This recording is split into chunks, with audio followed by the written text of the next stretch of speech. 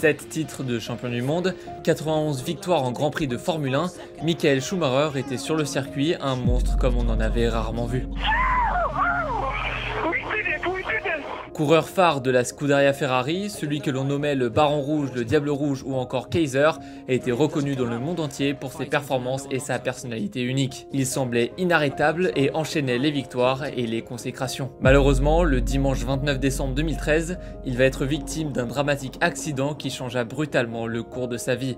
Ce jour-là, Michael Schumacher se trouvait sur les pistes de Méribel en Savoie avec son fils Mick et 3 de ses amis.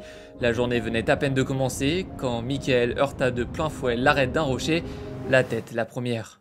Champion auto racer Michael Schumacher is fighting for his life tonight after a skiing accident yesterday in the French Alps. Monsieur Schumacher a été admis au centre hospitalier universitaire de Grenoble à 12h40 suite à un accident de ski survenu à Méribel. Il est atteint d'une violente hémorragie cérébrale et il doit être placé dans le coma pour maximiser ses chances de survie. L'annonce a fait l'effet d'une bombe, et je me souviens encore du moment où je l'ai appris, j'avais pourtant que 10 ans et l'univers de la F1 ne m'était clairement pas familier à l'époque. Les yeux du monde entier étaient rivés sur les actualités le concernant, l'inquiétude des supporters s'intensifiait jour après jour, et du côté de la famille et de l'hôpital, peu de nouvelles. Enfin, après plusieurs mois de silence, la famille annonça à la presse le réveil de Michael Schumacher. Il a survécu à son accident, mais c'est pas vraiment une bonne nouvelle pour autant. Son état de santé est très préoccupant. Michael est lourdement handicapé, ses belles années sur circuit sont déjà loin derrière lui. Après cette triste annonce, plus aucune nouvelle ne sera donnée par la famille concernant son état de santé pendant plusieurs années. Et vous vous en doutez, cette absence de communication va peu à peu devenir la source d'énormément de théories sur internet. Ça fait plus d'une décennie que des internautes du monde entier s'obstinent à percer le mystère qui plane autour de l'état de santé de Michael. À travers cette vidéo, nous allons redécouvrir ensemble l'histoire et les plus grands moments de la carrière du Baron Rouge, ses succès comme les scandales le concernant, et nous reviendrons longuement sur tous les détails relatifs à son tragique accident et les théories les plus populaires concernant son état de santé actuel. Certaines sont plutôt convaincantes, mais vous vous doutez bien que dans ce genre d'affaires, certains partent dans des théories assez surprenantes. Moi c'est Mugs et ici on parle de sport, alors découvrons ensemble l'incroyable parcours et le tragique accident de celui qui a marqué le cours de l'histoire de la Formule 1, j'ai nommé Michael Schumacher. La vie de Michael Schumacher débuta le 3 janvier 1969 dans la ville d'Urfermleim en Allemagne. Désolé pour la prononciation. Il naît dans une famille plutôt modeste, mais cela ne va pas l'empêcher de se battre tout au long de sa vie pour gagner sa place dans les rangs de la Formule 1. On a déjà beaucoup parlé de ce sujet dans ma vidéo concernant Lewis Hamilton. La F1, c'est une division du sport automobile qui est extrêmement difficile d'accès d'un point de vue économique. Pour y accéder, il faut certes un talent indéniable en course, être le meilleur des meilleurs, mais les dépenses à supporter pour atteindre cette élite sont démesurées, rendant cette catégorie d'autant plus inaccessible pour l'immense majorité de la population. Le prix des séances de karting, des licences, des formules de développement, sans sponsor ou entourage suffisamment aisé, il est difficilement possible de gravir les échelons du sport auto. Une entrée en Formule 1 demande donc, en plus d'un niveau exceptionnel, des contacts et un support financier très important pour assumer les millions d'euros que peuvent coûter un tel parcours. Lewis Hamilton a d'ailleurs lui-même déploré ce constat en affirmant qu'aujourd'hui, la Formule 1 est devenue un club de fils de milliardaires à ses yeux. Mais tout comme Lewis Hamilton, qui était lui aussi issu d'une famille plutôt modeste, cette dimension économique ne va pas empêcher Michael de viser les plus hauts rangs du sport automobile. À seulement 4 ans, il témoignait déjà d'un grand intérêt pour ce sport, c'était un domaine qui l'intriguait tout particulièrement comme beaucoup d'autres enfants de son âge, et en remarquant son engouement pour l'automobile, son père va avoir une idée simple mais qui va très vite se révéler déterminante pour la carrière de son fils. Un des jouets préférés de Michael, c'était son kart à pédales. Il l'utilisait énormément, mais bon, ça restait un jouet avec des limites. Difficile de taper des grosses axelles avec un kart pour enfants à pédales. Fort de ce constat, son père Rolf décida un jour de rafistoler le petit moteur d'une mobilette qu'il avait trouvé par hasard dans un lac voisin pour l'adapter au kart à pédales de son fils. La mission sera un succès et pour Michael, forcément c'est instantanément le coup de foudre. Il a désormais en sa possession un vrai mini-kart pour s'entraîner, comme les grands. Maintenant, son passe-temps favori et de loin, c'est de rouler avec son kart dans les rues proches de chez lui. Vous vous en doutez, c'est pas un environnement optimal pour apprendre la course, et ça, il va vite le comprendre quand il rentrera un jour dans un lampadaire à pleine vitesse. De là, son père se retrouve face à un dilemme qui n'a l'air de rien, mais qui va être à l'origine d'un tournant pour la vie de son fils. Doit-il le détourner de ce sport qui manifestement est trop dangereux pour son âge, ou est-ce qu'il doit plutôt l'emmener sur des circuits dédiés pour qu'il évolue dans un environnement plus adapté? Vous vous en doutez, il a choisi la première option, il confisqua le kart de Michael dès le lendemain et son fils n'a plus jamais touché à un volant de sa vie. Évidemment, c'est faux. Il décida de l'inscrire au club de karting de Kerpen-Orum, situé à une dizaine de kilomètres du foyer familial. Michael Schumacher, du haut de ses 4 ans, devient le plus jeune membre du club, ce qui va lui permettre d'entretenir une longueur d'avance confortable face à ses adversaires plus âgés. Mais je vous le rappelle, il vient d'un environnement modeste. Et vous vous doutez bien qu'un joueur rafistolé en kart, ça passe pas vraiment sur la ligne de départ d'une course officielle. Ses parents n'ont pas les moyens de lui payer un kart flambant neuf, mais rappelez-vous, son père est un bricoleur hors pair. Il va donc lui en confectionner un fait maison à l'aide de pièces d'occasion montées sur un châssis en bois, et pour les pneumatiques, il va puiser dans les stocks usagés jetés par les autres concurrents. Et c'est là qu'on se rend vraiment compte que le soutien de son père a eu une importance capitale dans les débuts de sa carrière. Il l'a initié au sport auto en rénovant son kart à pédales, il l'a inscrit au club du coin malgré l'investissement financier que cela demandait, il a tout fait pour que son fils persévère dans sa passion sans qu'il ait à ressentir de freins liés à la situation économique de sa famille. Franchement, je trouve ça vraiment beau personnellement. Son père a fait beaucoup d'efforts pour lui et en retour, Michael va le remercier de la meilleure des façons en détruisant toute forme de concurrence sur son passage. Il gagne son premier trophée à l'âge de 5 ans face à des adversaires qui ont entre 13 et 14 ans, puis l'année d'après, il remporta son premier championnat au sein de son club à l'âge de 6 ans seulement. Imagine, t'as 13 ans, tu te la donnes au karting tous les week-ends et tu te fais fumer par un gosse de 5 ans. Personnellement, je l'aurais pas très bien vécu, je sais pas vous. Bref, son père, son coach et ses adversaires vont vite comprendre que Michael, c'est pas un pilote ordinaire. Son talent sur le circuit paraît inné chez lui et un tel niveau à cet âge, c'est loin d'être normal. Dans son village, il devient de plus en plus populaire, si bien que la presse locale va lui dédier un article intitulé Michael Klein aber schnell. Michael, petit mais rapide. En réalisant le potentiel monstrueux de son fils et bien conscient de la dimension économique que demande un tel sport, son père va mettre les bouchées doubles et désormais c'est toute la famille Schumacher qui va se mobiliser pour mener sa carrière à bien. Rolf va opter pour un deuxième emploi sur la piste en plus de son métier de maçon, son rôle est d'assurer la location et l'entretien des karts, tandis que sa mère Elisabeth va se mettre à travailler à la cafétéria du club, loin du circuit car elle n'aimait pas vraiment voir son fils à pleine vitesse lors des courses. On la comprend, l'instinct protecteur d'une mère, la peur qui se blesse, tout ça, c'est commun à presque toutes les mamans, j'ai envie de dire, et je trouve que ça rend son geste d'autant plus admirable finalement. Même si elle a peur pour son fils, elle fait quand même l'effort de travailler au sein de son club. C'est trop bien. Tout ce soutien va grandement aider Michael qui continue à remporter course sur course contre des pilotes qui ont pour certains 2 fois son âge quand même. Mais malheureusement, ça suffit pas vraiment. Et le manque de moyens va particulièrement se faire ressentir le jour où le moteur du kart de Michael va casser. Un nouveau moteur, ça coûtait 800 Deutschmarks pour l'époque, ce qui équivaut à plus de 825 € aujourd'hui. Une somme que ses parents ne pouvaient clairement pas assumer. Mais je pense que vous avez maintenant compris que les Schumacher, c'était loin d'être une famille de défaitistes. Ils ont donc tout fait pour réunir cette somme. Et c'est grâce à une union entre des amis de la famille et des hommes d'affaires locaux que les fonds vont être finalement trouvés. D'ailleurs, parmi ses premiers investisseurs se trouvait un certain Jürgen Dilk, un simple fabricant de machines à sous, et on va en reparler de ce mec-là. Bon, pour cette fois, le financement est passé, mais désormais, ses parents vivent dans la crainte de recevoir une nouvelle facture salée. Surtout qu'à cette époque-là, le frère de Michael, Ralph, va lui aussi s'engager dans le karting, ce qui va demander davantage de financement à supporter pour la famille. Malgré son jeune âge, Michael avait conscience de ce manque de moyens, ce qui va dans un premier temps l'empêcher de penser à toute perspective d'évolution. Je ne pensais à rien d'autre qu'au karting. Pour la simple raison que nous ne roulions pas sur l'or. Je n'avais pas d'objectif de carrière, je n'ai jamais attendu quoi que ce soit en particulier, j'aurais accepté que ma carrière ne décolle pas, même si j'avais donné le meilleur de moi-même. Il y avait comme une sorte de pessimisme calculé dans tout cela. Au fond de lui, Michael voulait évidemment réussir, mais conscient de la situation économique dans laquelle se trouvait sa famille, il était intimement convaincu que le manque d'argent allait tôt ou tard venir stopper sa carrière. Il n'osait pas rêver et était plutôt terre à terre, à un âge où c'est plutôt le contraire généralement. Quoi qu'il en soit, il reste focus sur le circuit. Il enchaîne les victoires et en 1980, son père va l'emmener voir le championnat du monde de karting. Là-bas, Michael va découvrir le talent d'un certain Ayrton Senna, pilote brésilien de renom que vous connaissez forcément. J'aimerais bien réaliser une vidéo à son sujet d'ailleurs, n'hésitez pas à me dire en commentaire si l'idée vous intéresse. Michael va devenir un très grand fan de Senna et désormais il possède un soutien financier de taille grâce à Jürgen Dilk, le fabricant de machines à sous que je mentionnais tout à l'heure. Il y a d'ailleurs une anecdote qui est plutôt folle quand on la raconte aujourd'hui au sujet de Jürgen. En fait, en 1985, un pilote allemand nommé Stefan Bellof va tragiquement perdre la vie lors des 1000 km du Spa et cet événement va beaucoup inquiéter Jürgen qui ne souhaitait pas qu'il arrive la même chose à Michael. Il va donc tenter de le le convaincre d'arrêter le karting et Schumacher va le persuader au bord des larmes de continuer à le financer et à l'emmener sur les courses. Il va lui promettre de ne jamais devenir pilote de Formule 1 ce jour-là. On peut dire que la promesse, elle a pas vraiment fait long feu. Nous sommes maintenant en 1987, Michael a maintenant 18 ans et il vient de décrocher le titre de champion d'Allemagne et d'Europe de karting. Sportivement parlant, tout se passe donc pour le mieux, mais scolairement parlant, bon, c'est pas le même délire. Il déteste viscéralement l'école et il oublie constamment de faire ses devoirs à cause du temps passé sur le circuit.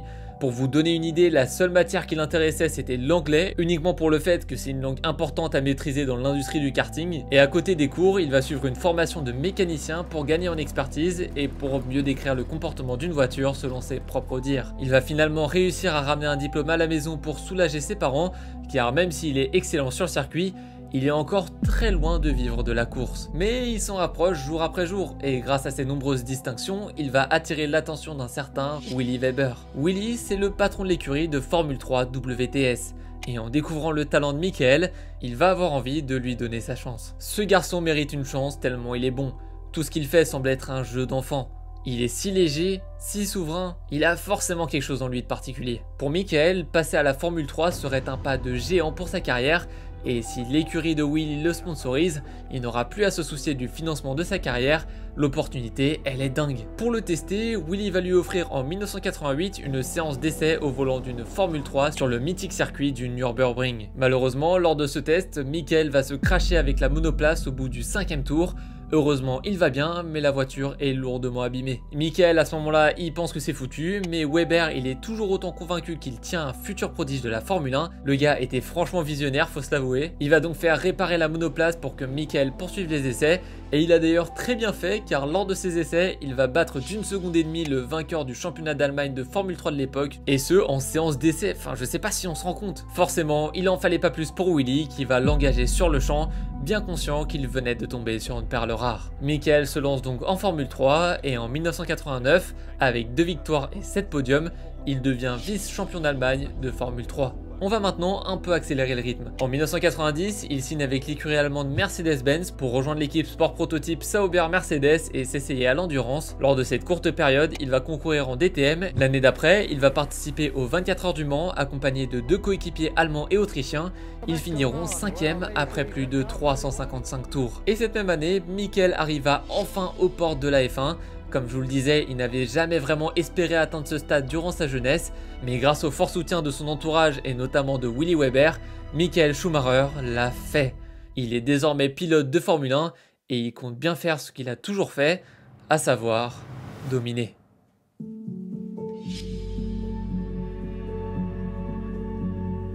Nous sommes toujours en 1991 quand le pilote franco-belge Bertrand Gachot va être condamné à 1 an et demi de prison ferme pour avoir agressé un chauffeur de taxi. Et si je vous parle de cette anecdote, c'est pas pour rien. Bertrand, c'était un pilote de Formule 1 qui courait dans l'écurie irlandaise Jordan Grand Prix et à cause de cette condamnation, l'écurie se retrouve avec un pilote en moins. Il faut absolument qu'Eddie Jordan, le gérant de l'équipe, trouve un remplaçant à la hauteur de Bertrand. Et vite, le nom de Michael Schumacher va alors lui être proposé. Eddie n'avait encore jamais entendu parler de ce pilote, mais il va finir par accepter de lui faire passer une séance de test en Formule 1 en vue d'une titularisation pour le Grand Prix de Belgique de 91. Et niveau financement, c'est toujours Weber qui gère. 2 jours plus tard seulement, Michael se rendit à Silverstone pour tester ses capacités en Formule 1. Et il va littéralement impressionner tous les ingénieurs de chez Jordan. Dites-vous, il soudait tellement fort que le directeur sportif de l'équipe en personne lui a ordonné d'aller moins vite car il avait peur pour la voiture qui devait être réquisitionnée pour une course le lendemain. Quand le directeur sportif te demande de ralentir en session d'essai parce que tu tapes des temps records, c'est que c'est bon signe. Il va le faire signer pour 2 courses et Michael Schumacher devient officiellement pilote de Formule 1. Même si de base, il n'est que remplaçant. Sa première course au volant d'une F1, il va l'effectuer sur le circuit de Spa-Francorchamps à l'occasion du Grand Prix de Belgique. Là-bas, il va décrocher la 7e place en finale des qualifications. Malheureusement, lors de la course, son embrayage va casser dès les premiers virages, le contraignant à abandonner. Forcément, Michael est déçu de sa prestation, mais il n'y peut pour pas grand-chose, car l'analyse technique de sa voiture après course va révéler une erreur de montage. Cette analyse a d'ailleurs été la source de nombreuses théories du complot. Certains pensaient à une fausse excuse pour ne pas entacher l'image de l'écurie et de Michael Schumacher. Après seulement 2 semaines au sein de l'écurie Jordans, Michael va se faire repérer par l'écurie Benetton Formula. Et c'est au sein de cette même écurie qu'il va remporter sa première course ainsi que ses 2 premiers titres de champion du monde. La première victoire en course de Michael Schumacher en Formule 1 a eu lieu au Grand Prix de Belgique de 1992, un an après sa première course sur ce même circuit. Malgré les conditions difficiles, Schumacher a réalisé une performance remarquable ce jour-là, dépassant les attentes pour un pilote relativement novice en F1 à l'époque. Il a non seulement réussi à prendre la tête de la course, mais il a également maintenu un rythme rapide et constant. Il remporte son premier Grand Prix, le premier d'une longue liste. 2 ans plus tard seulement, il remporta son premier titre de champion en 1994 lors d'une saison marquée par une lutte acharnée avec Damon Hill de l'écurie Williams. Je pourrais notamment citer ce fameux accrochage entre Hill et Schumacher qui avait beaucoup fait polémique lors du GP d'Australie. Michael s'était rabattu sur Hill de sorte à ce qu'il ne prenne pas l'avantage sur cette course, les 2 coureurs n'ayant qu'un seul point d'écart à ce moment-là, et vous vous en doutez, cette action avait vivement été critiquée. Cette rivalité ne va pas l'empêcher de terminer la saison en tête du championnat avec un total de 92 points, remportant ainsi son premier titre de champion du monde à l'âge de 25 ans. L'année d'après, en 1995, Michael va venir confirmer son statut de champion en défendant avec succès son titre, toujours avec Benetton. Il va dominer une nouvelle fois la saison, remportant 9 courses sur 17 et accumulant 102 points au total. L'année suivant cette deuxième victoire, il va dire au revoir à l'écurie Benetton et va rejoindre la célèbre écurie de la Scuderia Ferrari qui à cette période était en pleine reconstruction. C'était un pari extrêmement risqué pour lui. Il s'agissait de combiner un pilote de talent exceptionnel avec une équipe en reconstruction et une voiture qui devait encore prouver sa compétitivité. Ferrari traversait une période très difficile, sans titre de champion du monde depuis 1979. Signer avec eux n'était clairement pas le pari le plus sûr pour l'image de Michael, comme pour ses performances. Mais il va quand même faire confiance à Ferrari. De 96 à 99, Michael va remporter 16 courses, mais aucun titre de champion du monde. Cela fait maintenant 4 ans qu'il fait partie de la Scuderia Ferrari, et il est grand temps de regagner le titre. L'an 2000 marquera le début d'une domination encore inégalée. Lors de cette saison, il remporta 9 courses et totalisa 108 points, remportant enfin son premier titre avec Ferrari. Ça faisait 21 ans qu'un coureur de la Scuderia Ferrari n'avait pas gagné de titre de champion du monde. Autant vous dire que dans les bureaux de l'écurie, ça devait être le soulagement. Sa domination écrasante se poursuivit l'année d'après. Il remporta 9 victoires sur 17 courses et totalisa un record de 123 points en une seule saison, une performance remarquable pour son 4e titre de champion du monde et son 2e avec Ferrari. Mais c'est pas fini. En 2002, Schumacher a complètement explosé les scores en remportant un nombre record de 11 courses sur 17 et en totalisant 144 points. Il a été pratiquement invincible cette année-là, ce qui lui a valu son 3e titre consécutif. L'année d'après s'est cependant révélée plus complexe. En 2003, Schumacher a dû faire face à une compétition acharnée de la part de Williams et de son rival Kimi Räikkönen de McLaren. Malgré une saison difficile et des performances parfois inconstantes, Schumacher a réussi à remporter 6 courses et à accumuler 93 points, ce qui lui a permis de décrocher son 6e titre de champion du monde. Il égale ainsi le record de titres consécutifs détenu par Juan Manuel Fangio, qui était de 4 entre 1954 et 1957. La saison 2004 a été l'apogée de sa domination en F1. Il a remporté un nombre record de 13 courses sur 18, tout en établissant un nouveau record de points avec un total de 148 points en une saison. Schumacher a été encore une fois intraitable et ce titre a solidifié sa place dans l'histoire de la F1 en tant que l'un des plus grands pilotes de tous les temps. Malheureusement, l'année 2005 va mettre un terme assez violent à sa domination. Cette année-là, les monoplaces conçues par Ferrari sont très décevantes et il ne remporta qu'un seul Grand Prix à Indianapolis. La chute est violente après 5 saisons de règne, mais il finit quand même à la 3e place du classement. En 2006, il atteindra la 2e place du classement derrière Fernando Alonso qui lui remporta son 2e titre de champion consécutif, et le 10 septembre 2006, Michael Schumacher annonça au monde entier sa retraite pour la fin de saison, après avoir remporté le Grand Prix d'Italie. Entre 2007 et 2009, il va rester actif dans le monde du sport automobile, principalement en tant que consultant et conseiller spécial pour Ferrari, tout en faisant quelques apparitions à droite à gauche. Et finalement, c'est en 2010 que Michael Schumacher va remonter dans une Formule 1, en signant cette fois-ci avec l'écurie Mercedes. Forcément, après 2 ans de retraite et avec l'arrivée de la nouvelle génération comme Lewis Hamilton ou encore Vettel, Michael Schumacher n'est plus vraiment le baron rouge du début des années 2000. En 3 saisons, le bilan est très faible, un seul podium, aucune victoire, aucune pole position. Et c'est le 4 octobre 2012, à l'occasion du Grand Prix du Japon, qu'il confirma officiellement sa retraite de pilote de Formule 1. I've decided to retire by the end of the year, although I'm still able and capable to compete with the best drivers that are around. But at some point, it's good to say goodbye. Cette annonce marqua la fin de plus de 19 saisons d'une carrière impressionnante en Formule 1. Une carrière aussi marquée par pas mal de controverses, comme en 97 quand il a volontairement percuté Villeneuve, événement qui avait entraîné sa disqualification du championnat. En 94 quand il a été disqualifié pour avoir dépassé Damon Hill sous drapeau jaune lors du Grand Prix de Grande-Bretagne. Et j'en passe. D'ailleurs, si j'ai pas beaucoup parlé des scandales entourant la carrière de Schumacher dans cette vidéo, c'est car je compte réaliser prochainement une vidéo dédiée à ces scandales. Si vous voulez pas la rater, vous savez ce qu'il vous reste à faire. Schumacher, c'était quelqu'un de très compétitif et de très sanguin. Quand il devait régler des comptes avec des pilotes, il en venait aux mains très vite jusqu'à même débarquer dans les stands de ses adversaires en furie. Il est sorti du garage, il va chez McLaren, regardez. Voilà. Il faut qu'il se calme, de l'accompagner. Mais au-delà de ça, le nom de Michael Schumacher restera gravé dans l'histoire de la Formule 1. Malheureusement, il va pleinement profiter de sa retraite pendant une très courte durée et un an plus tard, il va être victime d'un dramatique accident qui changea brutalement le cours de sa vie.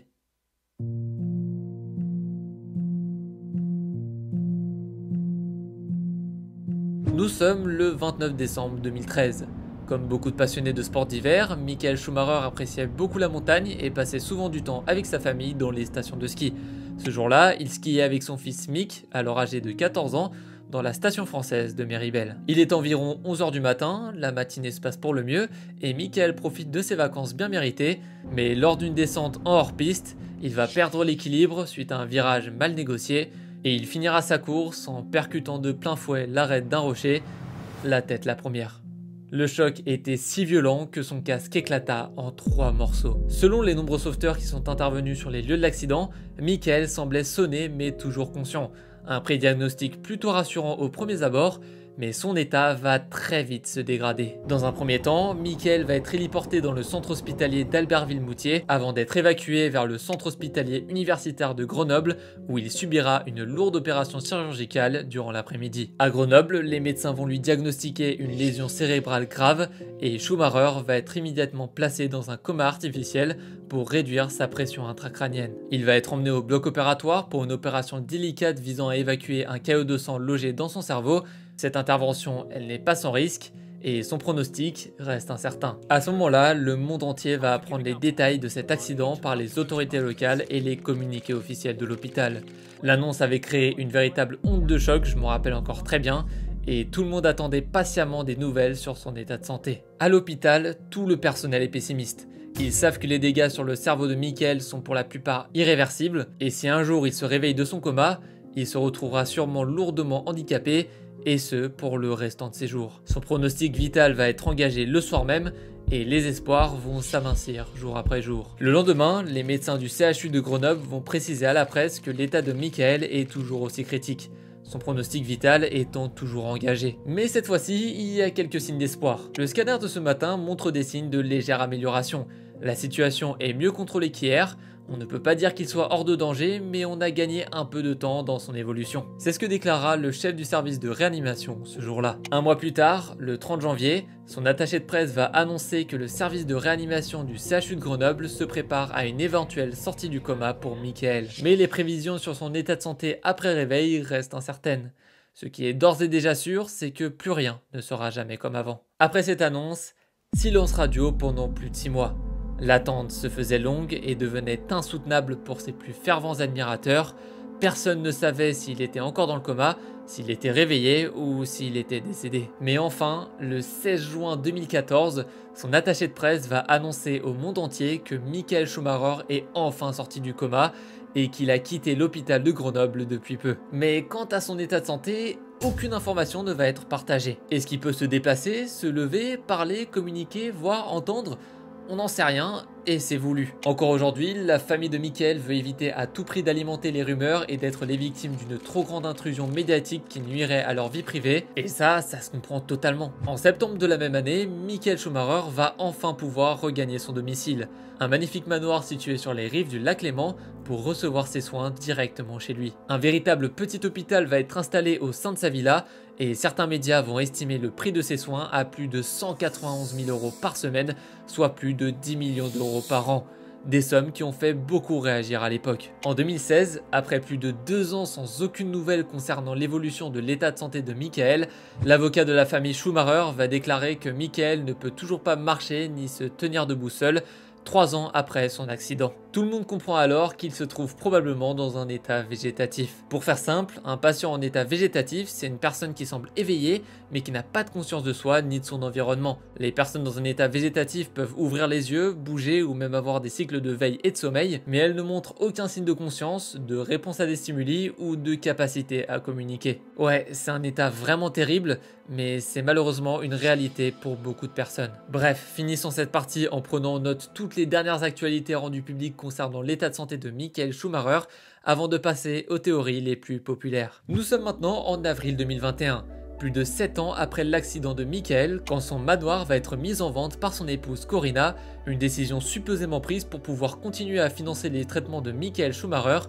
mais cette hypothèse ne sera jamais confirmée par la famille. Encore une fois, il conserve le secret. Et pour finir, le 15 septembre 2021, le documentaire Schumacher va voir le jour sur Netflix, dans lequel son épouse et son fils vont brièvement témoigner au sujet de son état de santé actuel. Il me manque tous les jours, mais il est là. Il est différent, mais il est là. Et ça nous donne de la force. On est ensemble, on vit ensemble à la maison, il suit des traitements, on fait tout pour améliorer son état et lui faire sentir notre famille, notre lien. Et son fils Mick, qui je vous rappelle était présent lors de son tragique accident et qui en 2021 était à son tour devenu pilote de Formule 1, va déclarer « Je crois que papa et moi on se comprendrait différemment aujourd'hui, tout simplement parce qu'on parle le même langage, celui du sport automobile. On aurait beaucoup plus à se dire et ce serait super si c'était le cas. Je serais prêt à renoncer à tout pour ça. » Deux discours qui font beaucoup de peine et qui prouvent que l'état de santé de Michael ne s'est toujours pas amélioré après tant d'années. Ce que je viens de vous présenter, c'est toutes les prises de parole de la famille, des attachés de presse, des avocats et des proches de Michael Schumacher sur plus de 10 ans. Ouais, comme je vous le disais, il y a très peu d'infos, et c'est plutôt une bonne chose, surtout pour sa famille, qui encore aujourd'hui minimise au maximum leur prise de parole à ce sujet. Mais vous vous en doutez, ce manque de communication va être la source d'énormément de théories que l'on va découvrir ensemble. D'ailleurs, je profite de ce moment pour faire un gros disclaimer. Mon but avec cette vidéo n'est clairement pas d'enfreindre la volonté de la famille de garder cette affaire privée. C'est pour ça qu'ici je mentionnerai uniquement les informations déjà connues du grand public. Vous vous doutez bien que certaines personnes ont tenté de mener leur propre enquête en essayant de trouver par eux-mêmes des informations privées. Ce n'est absolument pas mon cas. Quoi qu'il en soit, attaquons-nous dès maintenant aux théories. La théorie principale, on en a déjà beaucoup parlé dans la partie précédente, c'est celle de l'état végétatif. Tous les témoignages que l'on a concernant son état de santé vont dans ce sens, mais il est quand même important de préciser que ça reste une théorie, la famille n'ayant jamais confirmé mot pour mot qu'il se trouvait bel et bien dans cet état. C'est la théorie la plus populaire, elle est partagée par énormément de monde, moi y compris, mais vous vous doutez bien que c'est pas la seule.